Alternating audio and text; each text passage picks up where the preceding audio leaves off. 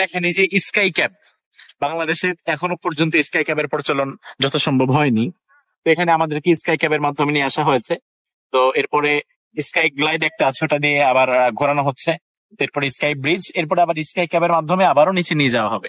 So আমরা যারা বাংলাদেশে আছি, আমাদের জায়গাগুলোকে যদি আমরা এভাবে সাজাতে পারি, আমাদের পাহাড়, সমুদ্র, এভরিথিং, তাহলে কিন্তু মালয়েশিয়া, ইন্দোনেশিয়া বা আদার্স যে জায়গাগুলোতে মানুষ যায়, তার চেয়ে অনেক বেশি টুরিস্ট আমাদের বাংলাদেশে যাবে ইনশাআল্লাহ।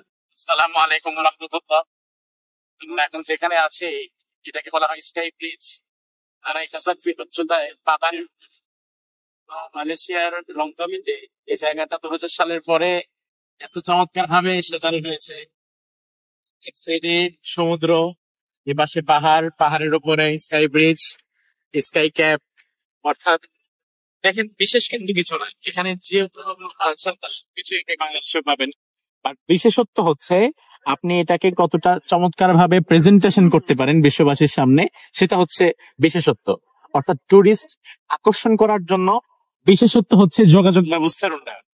দেখেন, এই যে স্কাই ক্যাব, বাংলাদেশে এখনো পর্যন্ত স্কাই ক্যাবের প্রচলন যথাসম্ভব হয়নি।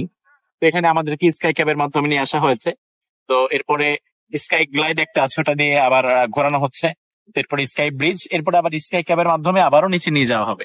সো আমরা যারা বাংলাদেশে আছি, আমাদের জায়গাগুলোকে যদি আমরা এভাবে সাজাতে পারি, আমাদের পাহাড়, সমুদ্র, এভরিথিং, তাহলে কিন্তু মালয়েশিয়া, ইন্দোনেশিয়া বা আদার্স যে জায়গাগুলোতে মানুষ যায়, তার চেয়ে অনেক বেশি টুরিস্ট আমাদের বাংলাদেশে যাবে ইনশাআল্লাহ।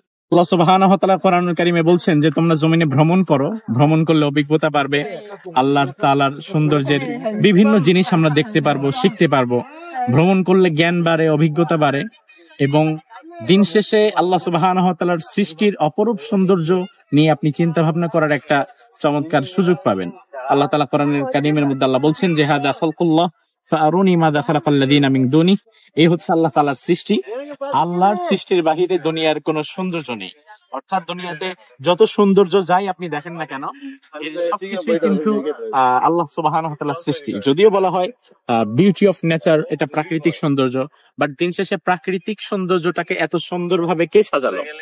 এই স্কাই ক্যাব, স্কাই ব্রিজ, এগুলো না হয় মানুষের সৃষ্টি, এটা যোগাযোগের সুবিধার্থে, বাট দিন শেষে এই সাগর, এই পাহাড়, এই চমৎকার বন জঙ্গল, এগুলো তো অবশ্যই আল্লাহ সুবহানাহু ওয়া তাআলার সৃষ্টি। তো এই জন্য আপনারা যারা ভ্রমণ প্রিয় আছেন, আপনারা আসবেন, মালয়েশিয়াতে আসলে লংকাবিতে আসতে পারেন।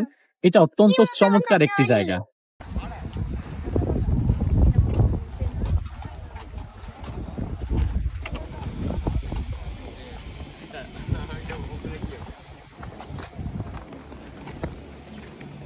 সামনে চলে আসুন না, আরো পরে সামনে।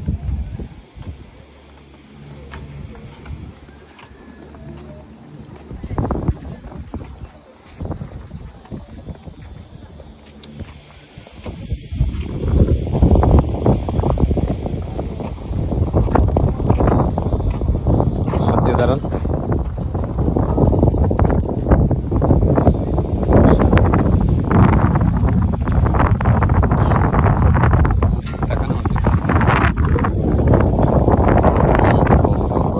সুন্দরী মাইয়া বেডি।